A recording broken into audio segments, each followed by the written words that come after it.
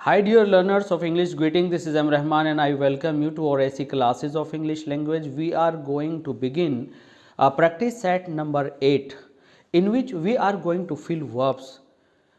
Which form of verb is going to be filled and what helping verb we are going to use is the main concern according to the given clauses and sentences.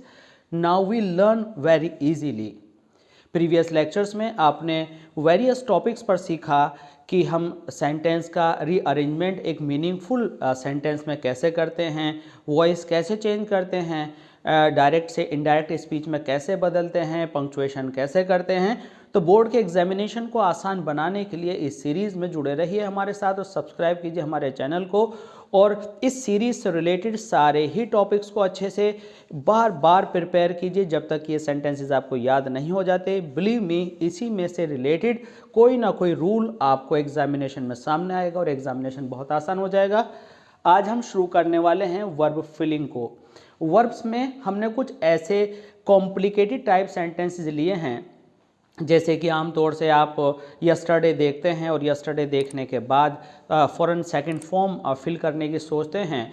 आसान होता है और उसी तरह से आसान अब आपके ये सेंटेंसेस भी होने वाले हैं जो कि अनयूजुअल से दिखते हैं। आपको आज पता लगेगा कि कितना आसान है इनको आइडेंटिफाई करके टेंस के अकॉर्डिंग सही वर्ब्स भरना।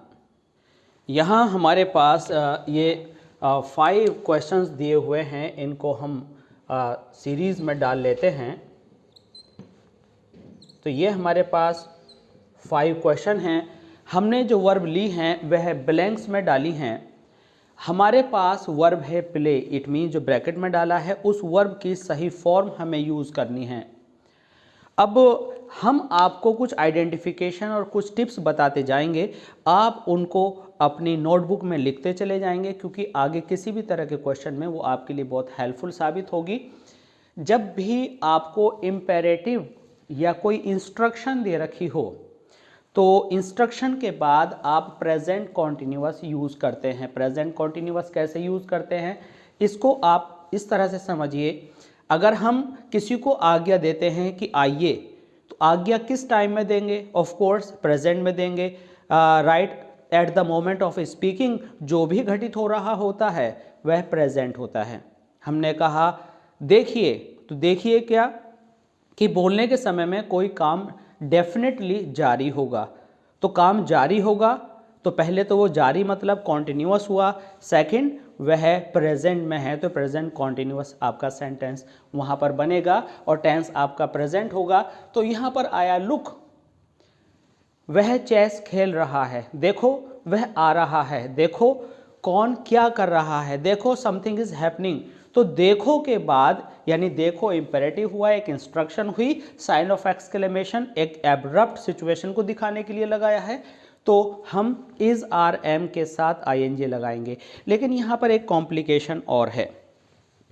अगर आपको सेंटेंस में कौन का बताया जाने वाला वर्ड दिया है तो आप इज आर एम के साथ क्या करते हैं, वर्ब की फर्स्ट फॉर्म में आईएनजी का यूज़ करते हैं।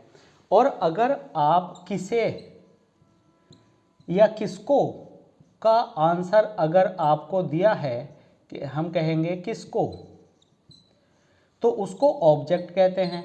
तो अगर ऑब्जेक्ट पहले आ जाता है तो आप क्या करते हैं, इज आर एम के साथ आपको उसका पैसिव वॉइस बनाना पड़ता है और वर्ब की आप थर्ड फॉर्म यूज़ करते हैं। अब हमने कहा लुक, अगर हम सेंटेंस को इस तरह से लिखते हैं लुक और आगे है ही इज़ कमिंग, तो ये समझ में आता है कि हाँ ही आ रहा है, ही इज़ टीचिंग समथिंग, ही काम कर रहा है। लेकिन जो चेस है, चेस तो नहीं खेलेगा लेकिन चेस को खेला जाएगा। इट मीन्स अगर यहाँ को वाला आ गया तो इसका मतलब होता है कि पैसिव वॉइस बना रहे हैं आप पैसिव वॉइस बना रहे हैं। तो आप क्या करेंगे, चेस के साथ यहाँ पर क्या करेंगे, आप इज लगाएंगे, आर लगाएंगे या एम लगाएंगे। तो चेस सिंगुलर है इसलिए आप यहाँ पर इज लगाएंगे और पैसिव वॉइस होने की वजह से आपको बीइंग लगाना पड़ेगा और आपका आंसर हो जाएगा चेस इज बीइंग प्लेड। तो यहाँ पर हम जब वर्ब फिल करें तो हमें एक्टिव वॉइस और पैसिव वॉइस का लिहाज रखना है, का ख्याल रखना है, उसको फुल अटेंशन देना है। तो चेस बिकॉज को का आंसर दे रहा है, तो जिस टेंस में हमने वर्ब फिल करनी है उसका पैसिव वॉइस डालना होगा। अगर यहाँ पर ने वाला आ गया, कौन या किसने, तो उसमें आप क्या करेंगे कि इस आरएम लगाकर वर्ब की फर्स्ट फॉर्म लगा देंगे। आई होप कि आपको अच्छे से समझ में आ गया होगा। She did not him go. अब हमने जो लेट देखा है हमने इंपेरेटिव सेंटेंसेस में, माइंड पजल हो जाता है कि यहाँ पर इंपेरेटिव भी नहीं है और लेट आया है, लेट वर्ब होती नहीं, तो अब क्या करें। तो my dear learners, always bear in mind कि लेट वर्ब की फर्स्ट फॉर्म है, सेकंड फॉर्म भी लेट है और थर्ड फॉर्म भी लेट है, और लेट का मतलब होता है करने देना। तो वैसे भी आप जानते हैं कि जब डिड आ जाए और नॉट के साथ आए तो you use always first form of the verb. तो अगर कुछ भी नहीं है, आपको लेट की जानकारी भी नहीं है और आपको यहाँ पर की पॉइंट डिड नॉट मिल गया, जो भी ब्रैकेट के अंदर दे रखा है उसे सीधे सीधे फिल कर दीजिए। यहाँ पर लेट सिर्फ इसलिए लिया गया है ताकि जो भी एग्जामिनी है, जो परीक्षा दे रहा है, उसे थोड़ा माइंड जो है उसका हिल जाए, थोड़ा ट्रिकी हो जाए और वो अनयूजुअल फील करे। और आपको सिंपल सा पता है कि मेरे को लेट का मीनिंग पता है या नहीं। डिड नॉट आया तो जो यहाँ लिखा है सेम लिख दीजिए। और वैसे भी लेट की तीनों फॉर्म्स लेट होती हैं और इसका मतलब होता है करने देना। अगर डिड नॉट नहीं होता, शी लेट मी गो, तब भी लेट ही रहता है, because the second form of word let is also let. इसके बाद हम आते हैं क्वेश्चन नंबर 3 पर। यहाँ पर बिफोर लिखा है। जब भी आपको कंजंक्शन बिफोर बीच में दिखाई दे जाए, इधर भी वर्ब है और उधर भी वर्ब है, तो आप कैसे जांचेंगे। तो ऑलवेज बियर इन माइंड, आपको मैं यहाँ पर एक पॉइंट लिख रहा हूँ, इसे आप अपनी नोटबुक्स में नोट कर लेंगे। अगर आपको बिफोर बीच में लिखा है, ठीक है, तो आप परफेक्ट पहले बनाएंगे और इंडेफिनिट बाद में बनाएंगे। अगर यहाँ आफ्टर लिखा है तो आपका परफेक्ट इधर आएगा और इंडेफिनिट इधर आएगा। अब ये प्रेजेंट परफेक्ट होगा, फ्यूचर परफेक्ट होगा या पास्ट परफेक्ट होगा, ये आपको समझना है। इस पर हमारी एडवर्ब क्लोज में भी आप वीडियो देख सकते हैं और कॉम्प्लेक्स सेंटेंस में भी देख सकते हैं, और इस आफ्टर बिफोर कंजंक्शन पर भी हमने बहुत सी वीडियोस हमारे चैनल पर अवेलेबल हैं, सर्च करके आप देख सकते हैं। इवन आफ्टर ऑल दिस हम आपको यहाँ फिर एक बार बता रहे हैं कि अगर पास्ट परफेक्ट है तो पास्ट इंडेफिनिट होता है, प्रेजेंट परफेक्ट है तो प्रेजेंट इंडेफिनिट होता है, लेकिन फ्यूचर परफेक्ट के साथ फ्यूचर इंडेफिनिट नहीं, ऑलवेज प्रेजेंट इंडेफिनिट होता है। ये आप अपने माइंड में रखें। अब यहाँ पर प्रॉब्लम है कि भाई what perfect I am going to choose, तो आप रिमेंबर सीधी सी बात है, पास्ट परफेक्ट चुन लीजिए, आसान होगा। तो यहाँ पर बिफोर आया, बिफोर से पहले परफेक्ट आता है, तो आप क्या लिखेंगे, इसको रेड कलर से लिखते हैं, हम लिखेंगे ही हैड कम। जब भी आप लिखें तो आप कम, केम, कम, बच्चे कंफ्यूज होते हैं, स्टूडेंट्स कंफ्यूज होते हैं कि come first form, came second form and come दोबारा से वर्ड आया जो पहली फॉर्म भी है और तीसरी फॉर्म भी है, तो इनकी स्पेलिंग सेम होती है। तो यहाँ पर आप गलती ना कर जाएं, और जब आप केम लिखें तो केम के अंदर ये ज़रूर क्लियर कर दें कि ये केम है। जब आप ओ बनाएं तो इस तरह से बनाएं ताकि केम और कम में डिफरेंस आ जाए और आपकी वर्ब में एग्जामिनर को कन्फ्यूज़न ना हो और ये गलती से कट ना जाए।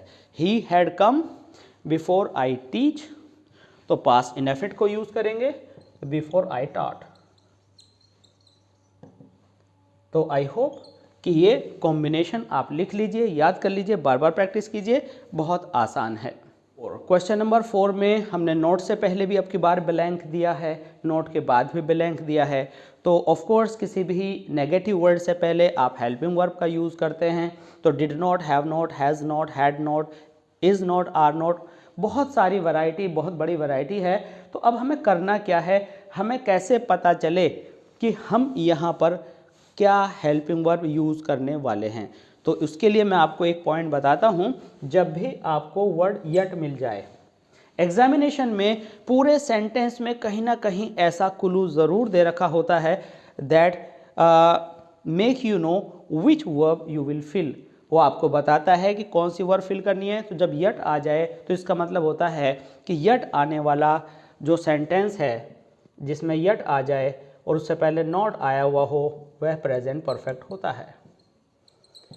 ये जो है आप नोट कर लें। तो यहाँ पर यट आ गया तो यहाँ लिखेंगे आप हैव और यहाँ पर क्या लिखेंगे completed. Done. I hope clear हो गया होगा। While you study I remain awake, मैं जागता रहा। तो रिमेन से पता चला कि कुछ पास्ट से रिलेटेड है और प्रेजेंट और पास्ट के कॉम्बिनेशन कॉम्प्लेक्स सेंटेंसेस में एक ही टेंस में आते हैं। नाउन क्लोज में कई बार वेरी कर जाती हैं दोनों क्लोजेस, सबऑर्डिनेट प्रिंसिपल क्लोज। तो अगर वाइल दिया है तो वाइल का मतलब भी यहाँ पर आप नोट कर लें, इसको ब्लू कलर में नोट करेंगे। हमने लिखा व्हेन, तो व्हेन का मतलब भी जब है और वाइल का मतलब भी जब है। तो यहाँ पर इस जब को हम जिस दौरान भी कह लेते हैं, जिस दौरान, जबकि व्हेन का मतलब ड्यूरेशन नहीं होता, दौरान नहीं होता। तो जब वाइल आए तो आप कॉन्टिन्यूअस का यूज़ करें, दैट इज़ मच बेटर। तो आप क्या लिखेंगे, वाइल यू वर स्टडीइंग,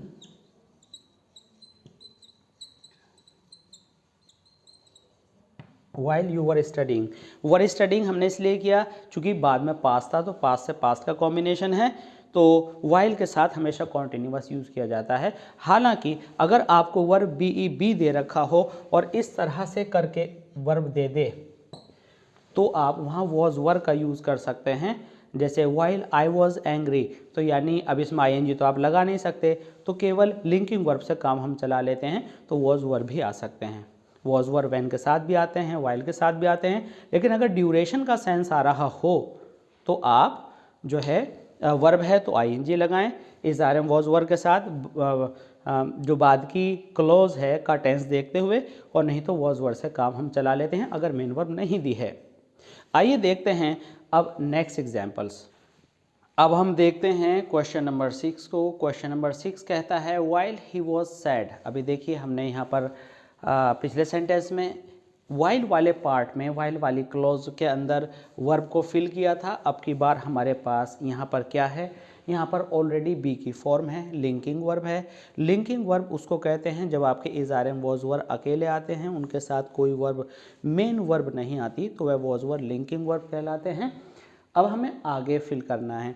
तो पहला क्लू हमने पिछले सेंटेंस में ये दिया था कि अगर आपका ये वाला पार्ट अगर पास्ट है, यहाँ पर पास्ट है, तो पास्ट के साथ जितनी भी टाइम क्लॉजेज हैं, टाइम क्लॉजेज व्हेन, आपका after, before, as soon as, no sooner, सब के अंदर पास्ट के साथ पास्ट ही आता है। तो while he was sad his mother find peace.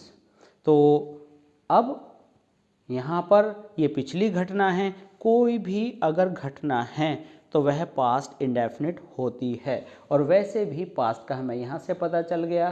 तो हम यहाँ पर क्या करेंगे, डिड लिखेंगे और यहाँ पर फर्स्ट फॉर्म कर देंगे find, did not find peace. तो ये आपको क्लियर हो गया होगा। She be sad since morning, midnight, morning, evening, whatever, कोई भी एडवर्ब यहाँ पर हो सकता है। तो अब हमें क्या लगता है, हम आपको ये लगता है कि बी जब भी आए, अगर बी कभी भी आया तो हम बी की जगह इज, आर, एम और वॉज वर्ब कर लेते हैं। ये बिल्कुल याद रखिए, इन्हें लिंकिंग वर्ब कहते हैं। इनके आगे अगर वर्ब की फर्स्ट फॉर्म में आईएनजी आ जाए या पैसिव वॉइस हो तो ये आपके हेल्पिंग वर्ब या ऑक्सिलरी वर्ब कहलाती हैं। तो ये लिंकिंग वर्ब है और हमें यहाँ पर फिल करना है। और किसी भी एडजेक्टिव से पहले, जैसे कि I am a teacher, I am sad, I am happy, he was happy, he is happy, कुछ इस तरह से फिल करते हैं तो एकदम माइंड के अंदर आता है कि भाई यहाँ पर हम या तो इज़ लिख दें या वॉज लिख दें, तो हमारी जो बात है बन जाएगी। बट रिमेंबर, आपको यह नहीं करना है। आपको क्या करना है, आपको देखना है कि सिंस, सिंस आ गया तो परफेक्ट में चला गया, यानी प्रेजेंट परफेक्ट, पास्ट परफेक्ट या फ्यूचर परफेक्ट कुछ भी हो। अब इनमें हमें देखना है कि क्या प्रैक्टिकली यहाँ पर प्रेजेंट सूट करेगा, पास्ट टेंस सूट करेगा या फ्यूचर सूट करेगा। तो मिडनाइट तो ये रोज़ नहीं होता है, ये आगे आपको नहीं पता कि होगा, तो इसको हम प्रेजेंट में कंसिडर करते हैं कि ये प्रेजेंट में सूट करती है बात। तो वह दुखी है आधी रात से, तो दुखी है ये बताता है कि प्रेजेंट में चला गया। तो इस बी की जो थर्ड फॉर्म है आप क्या कर लेंगे, उसको आप कर लेंगे बीन में, और जब बीन आएगा तो शी सिंगुलर है, उसके साथ आप हैज़ का यूज़ करेंगे। तो यहाँ पर आप क्या करने वाले हैं, ये सब यूज़ नहीं करेंगे और आप लिखेंगे शी हैज़ बीन। और यहाँ पर आम स्टूडेंट्स एरर कमिट कर जाते हैं, आपको इज़ आर एम नहीं बल्कि हैज़ बीन लिखना है, क्योंकि यहाँ सिंस है। अब यहाँ पर जिनको नॉलेज कम है वो सोचते हैं कि भाई हैज़ के साथ बीन मैंने लिखा तो वर्ब की फर्स्ट फॉर्म में आईएनजी कहाँ है।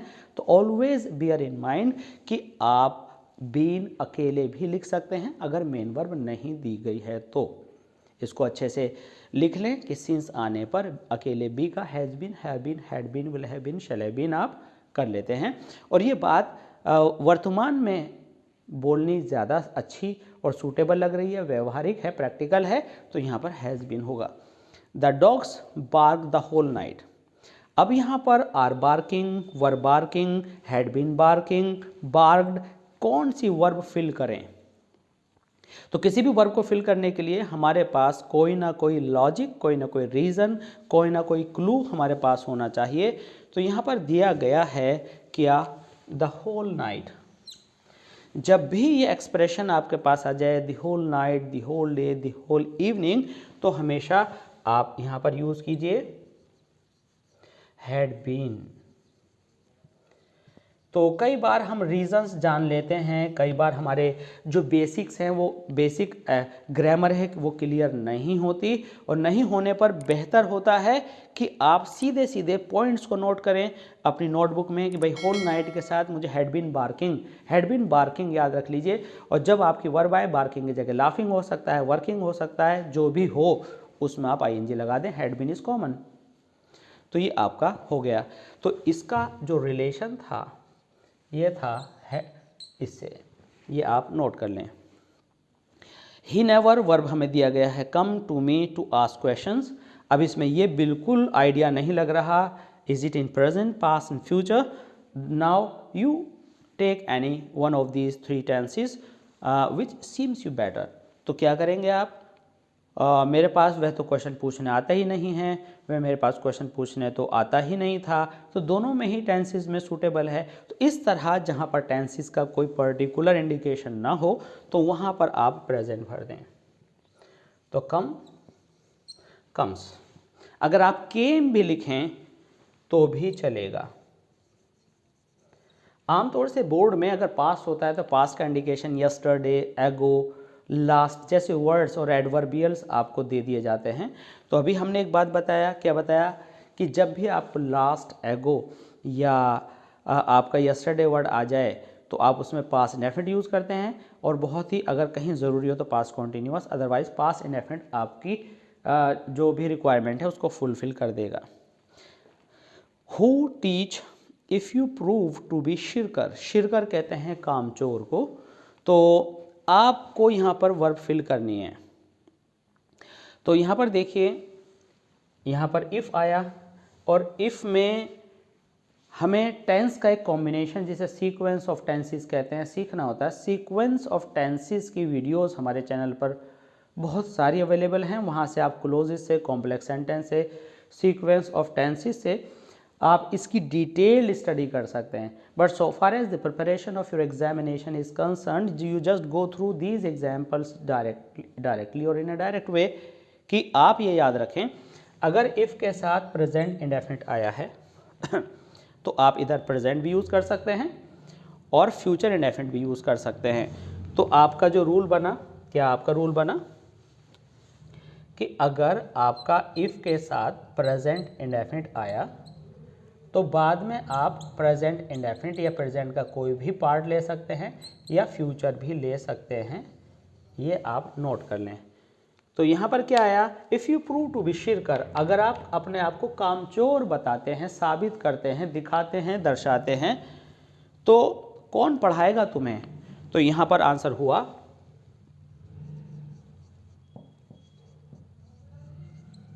Who will teach you. तो यहाँ पर हमने विल का यूज़ किया और फ्यूचर इंडेफिनिट का यूज़ किया। एक्चुअल में क्या हुआ कि इफ़ वाला पार्ट पीछे चला गया और विल वाला पहले आ गया, तो पहला पार्ट बाद में और बाद का पार्ट पहले, ये हो सकता है। नेक्स्ट में है come across one of his classmate, subject है ही। तो अब हमें इसमें भी हमें नहीं पता कि पास्ट में हमें फिल करना है, प्रेजेंट में फिल करना है और किस टेंस में करना है और क्यों। तो इसमें वरी की कोई नीड नहीं है। इसमें आप क्या करेंगे कि ये देखिए कि सेंटेंस किस तरह का है। कोई भी अचानक रोज़ तो मिलता नहीं है, रोज़ मिलेगा तो वो अचानक नहीं होगा, बिकॉज आपको पता चल जाएगा कि मेरे को रोज़ मिलता है तो आज फिर मिलेगा। तो अचानक से होने वाली घटना पास्ट इंडेफिनिट में होती है, तो और ये हमेशा नहीं होने वाली बात है। और प्रेजेंट इंडेफिनिट बार बार होता है। तो मेरा क्लासमेट अचानक मुझे मिल गया, तो कम अक्रॉस अचानक मिल गया, यानी एक हैपनिंग है। और पास्ट इंडेफिनिट यानी जो डेफिनिट ना हो वो अचानक हो जाए पास्ट में, तो आपका पास्ट इंडेफिनिट होता है। तो आप यहाँ पर CAME केम फिल करेंगे, सीधा सीधा ये पास्ट इंडेफिनिट हुआ।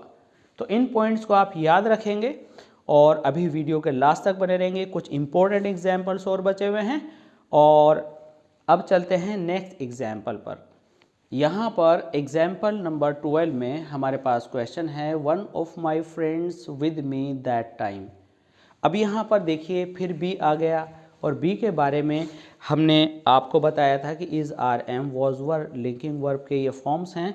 और यहाँ सिंस भी नहीं आया है, फॉर भी नहीं आया है, कोई पास्ट परफेक्ट, प्रेजेंट परफेक्ट का कोई इंडिकेशन भी नहीं है। तो सीधी सी बात है कि अब की बार इज़, आर, एम में से ही कोई एक चूज़ करेंगे। अब यहाँ पर अगर हम इज़, आर, एम में से कोई एक चूज़ करते हैं तो सवाल यह है कि हम इस प्लूरल को लें या इस सिंगुलर को लें। तो इस तरह की सिचुएशन को हम कहते हैं सब्जेक्ट वर्ब अग्रीमेंट। ये एक अपना पूरा टॉपिक है और सब्जेक्ट वर्ब अग्रीमेंट से रिलेटेड टॉपिक हमारे चैनल पर बहुत सारी वीडियोस हैं, वहाँ से सर्च करके डिटेल में समझ सकते हैं। यहाँ पर डायरेक्ट अप्रोच ऑफ लर्निंग के थ्रू हम सीखेंगे कि अगर ऑफ से पहले जो भी संख्या है के अकॉर्डिंग आप वर्ब फिल करते हैं। One of my friends is with me, आपको ये जो ऑफ के बाद का आया है उसको नहीं कंसिडर करना, पहले वाले के अकॉर्डिंग आप इज़ यूज़ करते हैं। ठीक है, तो आप ये समझ गए हैं कि आपने क्या किया कि वन के अकॉर्डिंग इसको यूज़ किया। ठीक है, अब आते हैं दूसरे पर, neither he nor his friends arrive yet. ये हमारी जो वर्ब है यह ब्रैकेट में होनी थी। अभी अ व्हाइल एगो हमने सीखा था कि येट आने पर प्रेजेंट परफेक्ट बनता है, तो हमें प्रेजेंट परफेक्ट इससे पता चल गया। अराइव की जो थर्ड फॉर्म आएगी अराइव्ड। अब सवाल यह है कि हेल्पिंग वर्ब हैज़ यूज़ किया जाना है या हैव किया जाना है। तो जब भी नीदर नॉर का कॉम्बिनेशन आ जाए, जब भी ईदर और का कॉम्बिनेशन आ जाए, नॉट ओनली बट ऑल्सो का कॉम्बिनेशन आ जाए और वर्ड लिखा हुआ अकेला और बीच में आ जाए, तो वर्ब जहाँ भी आप यूज़ कर रहे हैं, इधर है तो फ्रेंड्स के नज़दीक है, इंटेरोगेटिव में है तो ही के नज़दीक है, तो जिसके नज़दीक हो के अकॉर्डिंग आप वर्ब फिल करते हैं। तो यहाँ पर फ्रेंड्स पास आया तो आप लिखेंगे हैव अराइव्ड। अगर सपोज कीजिए हम इसका इंटेरोगेटिव बनाते हैं और यहाँ पर हमें वर्ब हेल्पिंग वर्ब लानी पड़ेगी, तो हम यहाँ पर हैज़ लिखेंगे। तो चूंकि इधर से ही पास पड़ेगा, तो इन कॉम्बिनेशंस में जो भी हमने बताया इन्हें नोट कर लीजिए। पास वाले नाउन या प्रोनाउन के अकॉर्डिंग हम क्या करते हैं, हेल्पिंग वर्ब या मेन वर्ब के सिंगुलर या प्लूरल होने का चयन करते हैं। Each one of you be present, ये बी हमारा ब्रैकेट में है, इसको फिर हमें इज़, आर, एम, वॉज, वर के किस रूप को यहाँ पर चूज़ करके फिल करना है समझते हैं। अब यहाँ पर फिर आपका ऑफ आ गया, तो जब भी ईच और एवरी वर्ड्स आए तो आपको सिंगुलर फिल करना होता है। तो अब यहाँ पर पास्ट का कोई इंडिकेशन नहीं है, प्रेजेंट का भी नहीं है, फ्यूचर का भी नहीं है, तो आप सबसे पहला काम है कि आप ऑप्शन देखें। तो ऑप्शन में जो भी सूट करता है आप उसको चूज़ कर लें। और आपको अगर सब्जेक्टिव एग्ज़ाम आप फेस कर रहे हैं तो आप सीधा सा इज यहाँ लिख दें। ठीक है, अब जैसे कि यहाँ पर लिखा है दैट टाइम, इस पर भी ध्यान देना है। यह हमने इज लिखा, तो ये दैट टाइम दो चीज़ों को दर्शाता है। हम यहाँ पर आज हैं, आज हम बात कर रहे हैं, आज हम यहाँ बात कर रहे हैं। एक तो दैट टाइम वो था जो बीत गया, एक दैट टाइम वो होगा जो आएगा। तो यहाँ पर ये इज रॉन्ग हुआ और आप यहाँ पर करेंगे वॉज, क्योंकि यहाँ पर दैट दे रखा है, वह समय जो चला गया मेरे साथ था। या कहेंगे कि उस समय जो आएगा मेरे साथ होगा, क्योंकि दिस नहीं है, दिस रेफर्स टू टुडे और दैट रेफर्स टू पास्ट और that also refers to future. तो या तो यहाँ पर आप वॉज लिखिए या विल भी लिखिए, तो ये आपके दोनों आंसर सही होंगे। अब आपको ये क्लियर हो गया होगा। यहाँ से हम वापस जा करके हमने उसको सही किया है। I found that his pocket, इसमें बहुत कॉम्प्लिकेशंस हैं इस वाले सेंटेंस की वर्ब में। हमने आपको बिगिनिंग में बताया कि जब भी यहाँ पर ने वाला वर्ड आ जाए, ने वाला सब्जेक्ट होता है, मैंने पढ़ाया तो आई टॉट। अगर यहाँ को वाला आ जाए तो को वाला ऑब्जेक्ट होता है तो पैसिव वॉइस बनता है। मेरे को पढ़ाया गया, आई वॉज टॉट। तो आई फाउंड दैट कि उसकी जो जेब है, पिक मीन्स कट गई है, तो जेब ने काट लिया क्या? नहीं। अगर आप पॉकेट पहले है तो यानी जेब को काटा, तो जेब को काटा मतलब प्रेजेंट परफेक्ट टेंस जब लगता है जब आपका करंट में कोई एक्शन हुआ मिले लेकिन एक्चुअल में वो पास्ट में हो गया हो। तो जेब कट गई है तो कटी कुछ देर पहले होगी, पता अब लगा, यानी पास्ट का एक्शन मेरा अब तक मेंटेन्ड है। इसलिए यहाँ पर क्या बना? Has been picked. Has been picked में हमने बीन क्यों लगाया? हमने इसलिए लगाया चूंकि ये पैसिव वॉइस हो गया, क्योंकि जेब ने नहीं काटा, जेब को काटा। अब ये जो हैज़ है, ये दैट से पहले डायरेक्ट इनडायरेक्ट वाला रूल या सीक्वेंस ऑफ टेंसेस अगर याद हो तो दैट से पहले वह वाला दैट जो जिसकी हिंदी की होती है, अगर पास्ट आ जाए तो आपको हैज़ का हैड करना पड़ता है। तो एक गलती के चांसेस यहाँ बढ़ जाएंगे कि आप बीन ना लगाएं, दूसरे गलती के चांसेस ये हैं कि आप हैज़ हैव छोड़ दें, आपको हैड बीन पिक्ड करना पड़ेगा। ये पास्ट में है इसलिए हैड होगा, ये पॉकेट ऑब्जेक्ट है इसलिए जो है ये जो पॉकेट है ये आपका यहाँ पर ऑब्जेक्ट है इसलिए पैसिव वॉइस होगा, और वर्ब की थर्ड फॉर्म पिक्ड होगी, ये आपको याद रखना है। The natural habitat of animals, be forest. तो यूनिवर्सल फैक्ट है, नेचुरल हैबिटेट रहने का निवास स्थान, जगह किसी भी एनिमल के लिए जंगल है, तो इसमें वॉज का कोई इशू ही नहीं है, कोई इसके अंदर वाज का यूज़ करने का कोई रीज़न ही नहीं है, तो ऑफ कोर्स इज है, यूनिवर्सल फैक्ट है। यूनिवर्सल फैक्ट्स जो होते हैं प्रेजेंट में होते हैं, तो यहाँ पर आपने इज कर दिया। तो अब यहाँ पर इज किया, एनिमल्स के अकॉर्डिंग आर नहीं किया, वही पुराना रूल जो नेचुरल हैबिटेट थी ऑफ से पहले के अकॉर्डिंग आपने इज किया। तो आई होप कि आज के ट्रिक्स एंड टेक्निक्स और ये जितनी भी हमने आपको क्लूज दिए हैं कि कैसे आप आइडेंटिफाई करते हैं किस टेंस को और कैसे वर्ब फिल करते हैं, कहाँ पर ऑब्जेक्ट लगाते हैं, आपको बहुत अच्छे से समझ में आया होगा। इस तरह से बोर्ड रिलेटेड क्वेश्चंस को, इंपॉर्टेंट क्वेश्चंस को सीधे सीधे तैयार करने के लिए आप जुड़े रहिए हमारे साथ और देखते रहिए, और ऐसे क्लासेस ऑफ इंग्लिश लैंग्वेज की जितनी भी सीरीज़ हैं डिफरेंट टॉपिक्स पर, और बने रहिए हमारे साथ, और सब्सक्राइब कीजिए, लाइक कीजिए एंड शेयर कीजिए, और कमेंट सेक्शन के थ्रू फीडबैक देते रहिए, बताइए आपको कैसा लगा और क्या आपकी नीड है। मिलते हैं जल्दी ही दूसरी वीडियो में। Thanks for being with us, thanks a lot.